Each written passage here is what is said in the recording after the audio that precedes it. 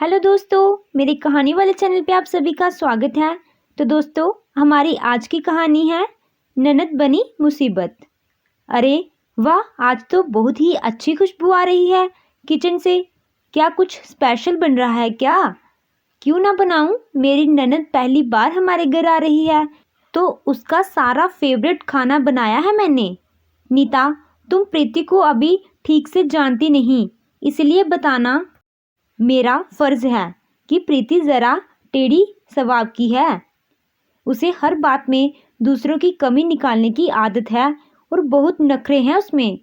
तो क्या हुआ, वो तुम्हारी छोटी बहन है और हमारी शादी के बाद पहली बार वो हमारे घर आ रही है, इसीलिए उसके सारे लाड़ पूरे करेंगे और फिर जल्दी ही उसकी शादी भी तो हो जाएगी। तो यही मौका है ना उसकी खातिरदारी करने का। ठीक है, मैंने तो तुम्हें सतर्क कर दिया है। नीता अपनी ननद के पहली बार घर आने से बहुत खुश थी, लेकिन उसका पति रमन अपनी बहन के स्वभाव को लेकर बड़ा चिंतित था। अगले दिन प्रीति घर आती है। प्रीति, आ गई तुम? भाभी, अब यहाँ आने के लिए निकलूंगी तो यहीं आऊंगी ना। और बाबूजी सब कैसे हैं? सालों से जैसे हैं वैसे ही हैं। भाभी, अब बातें छोड़ो और खाना लगाओ, बड़ी भूख लगी है। हाँ हाँ, तुम बैठो, मैं अभी खाना लगाती हूँ।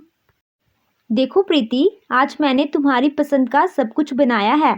भाभी, अब पसंद आएगा या नहीं ये तो खाकर ही पता चलेगा ना। प्रीति, तुम फिर शुरू हो गई। नीता ने इतने प्यार से तुम्हारे लिए खाना बनाया है, चुपचाप खाना शुरू कर। कैसा बना है? सब ठीक ठाक ही है भाभी, कुछ खास नहीं है। सॉरी, मैं अगली बार इससे भी अच्छा बनाने की कोशिश करूँगी। देखते हैं। मेरा खाना तो हो गया, अब मैं आराम करने जा रही हूँ। प्रीति के जाने के बाद रमन नीता से कहता है, मैंने तुम्हें कहा था ना, ये प्रीति बहुत बदतमीज़ है। तुमने उसके लिए उसकी पसंद का खाना बनाया, लेकिन उसे इस बात की कोई कदर ही नहीं। उसे बस हर एक चीज़ में कमी निकालनी है। माँ बाबूजी के प्यार ने इसे बहुत ज़्यादा बिगाड़ दिया है। कोई बात नहीं जी, वो थोड़ी मूडी है, लेकिन हमारे परिवार में सबसे छोटी है तो लाडली तो होगी ना। नीता ने अपनी ननद की बातों का बुरा बिल्कुल भी नहीं माना, लेकिन प्रीति भी कहाँ मानने वाली थी। अगले दिन, ये घर है या चिड़ियाघर?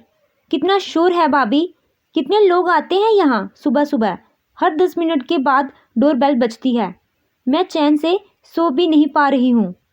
अरे प्रीति, दूध वाला, अखबार वाला, काम वाली बाई सब सुबह ही तो आते हैं, क्या करूँ मैं? तो भाभी, आप क्या करती हो? दूध और सब्जी आप ले आया करो। अखबार वाले को कहना कि दरवाजे के पास आकर छोड़ दे और काम वाली बाई को बोलना थोड़ी देर बाद आया करे। पर प्रीति, बस भाभी, मैंने कह दिया ना, जब तक मैं यहाँ हूँ सुबह घंटी नहीं बजनी चाहिए। आप सबको बोल दो बस। ये कहकर प्रीति अपने कमरे में चली जाती है। थोड़ी देर के बाद रमन नीता से कहता है, नीता, मेरा टिफ़िन पैक कर दो, मुझे ऑफिस के लिए देर हो रही है। सॉरी जी, वो मैं कपड़े धो रही थी ना, तो इसीलिए खाना बनाने में देर हो गई। अरे, वॉशिंग मशीन के होते हुए इतनी देर कैसे हो गई? वो प्रीति के कपड़े थे, उसने कहा वॉशिंग मशीन में धोने से खराब हो जाएंगे, इसीलिए हाथ से धो रही थी। उफ, ये लड़की। प्रीति, प्रीति, क्या हुआ भैया, क्यों चिल्ला रहे हो? तुम्हारी भाभी घर का सारा काम करती है, तुम अपने कपड़े भी नहीं धो सकती? मुझे नहीं आता कपड़े धोना, घर पर भी माँ ही धोती है, तो तुम कब सीखोगी? रहने दो जी, शादी के बाद तो इसे सारा काम सीखना ही पड़ेगा ना। भाभी, मैं आपकी जैसी नहीं हूँ, मैं तो शादी के बाद भी कपड़े नहीं धोने वाली। शादी के बाद जो करना होगा कर लेना, पर यहाँ अपनी भाभी का हाथ बटाओ और काम मत बढ़ाओ।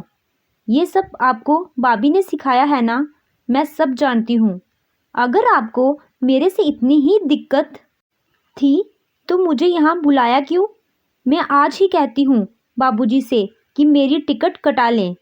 नहीं नहीं प्रीति, ऐसा कुछ नहीं है, तुम अपने कमरे में जाकर आराम करो, जब खाना बनता है तो मैं तुम्हें बुला लेती हूँ। ये तुम ठीक नहीं कर रही हो नीता। कोई बात नहीं, अभी उसे मायके के मज़े लेने दीजिए। अगले दिन भाभी, भाभी, प्रीति की आवाज़ सुनकर नीता और रमन उसके कमरे में आ जाते हैं। अब क्यों चिल्ला रही हो प्रीति? ये देखो, भाभी ने कपड़ों के साथ साथ मेरा फ़ोन भी गीला कर दिया। सॉरी प्रीति, पर मैंने जानबूझकर नहीं किया। तो क्या मेरा फ़ोन खुद ही पानी में चला गया? वो तुमने बिस्तर पर कपड़ों का ढेर रखा था तो मैंने वैसे ही पानी में डाल दिए। तो उसमें मेरी क्या गलती? उन कपड़ों के ढेर में आपको मेरा फ़ोन नहीं दिखा? आंखें हैं या बटन? प्रीति, बहुत हो गया। अब नीता से ज़रा भी बदतमीज़ी की ना तो अच्छा नहीं होगा। प्रीति, सच में मैंने तुम्हारा फ़ोन जानबूझकर नहीं डाला पानी में। बस नीता, अब तुम्हें और सफाई देने की कोई ज़रूरत नहीं है। हाँ हाँ, मुझे सफाई मत दो, अब तुम सफाई माँ को ही देना। मैं आज ही घर वापस जा रही हूँ और माँ को सब बता दूँगी कि मेरी भाभी कितनी बुरी है और भैया भी जोरों के गुलाम बनते फिर रहे हैं। इस तरह प्रीति अपनी भाभी को भला बुरा कहकर गांव वापस चली जाती है। कुछ हफ्तों के बाद प्रीति की शादी हो गई, लेकिन नीता को अभी भी बुरा लग रहा था कि उसकी ननद उसके घर से रूठ गई और अब सास भी उससे नाराज़ थी। नीता, तुम इतना क्यों सोचती हो? जो हुआ उसमें तुम्हारी कोई गलती नहीं थी। वो सब तो ठीक है, लेकिन प्रीति इस घर से रूठ के गई है और माँ जी मुझसे अच्छे से बात नहीं कर रही। उन्हें लग रहा होगा कि उनकी बहू कितनी बुरी है। ऐसा कुछ नहीं है नीता। तभी प्रीति और उसकी माँ यानी नीता की सास वहाँ आती हैं। भाभी, भाभी, क्या हुआ प्रीति? तुम रो क्यों रही हो? भाभी, मुझे माफ़ कर दीजिए। किस बात की माफ़ी? माँ, क्या हुआ? क्या बात है? बताओ तो सही। ये तो प्रीति ही बताएगी। होना क्या था भाभी? मुझे अपने कर्मों की सज़ा मिली है। जैसा बर्ताव मैंने आपके साथ किया था वैसा ही मेरी ननद मेरे साथ कर रही है। वो बात बात पर मेरी गलती निकालती है और सारा काम भी मुझसे करवाती है और फिर भी सबको मेरे खिलाफ भड़काती है। ये क्या बात हुई? सुनिए जी, आप प्रीति के ससुर जी और दामाद जी से बात करके देखिए। वो प्रीति के साथ ऐसा कैसे कर सकते हैं? अरे बहू, उनसे तो तेरे बाबूजी बात कर लेंगे, पर उससे पहले प्रीति को तुमसे कुछ कहना है। भाभी, जब मेरी ननद मेरे साथ ये सब कर रही थी तो मुझे एहसास हुआ कि मैं भी आपके साथ बिल्कुल ऐसा ही करती थी।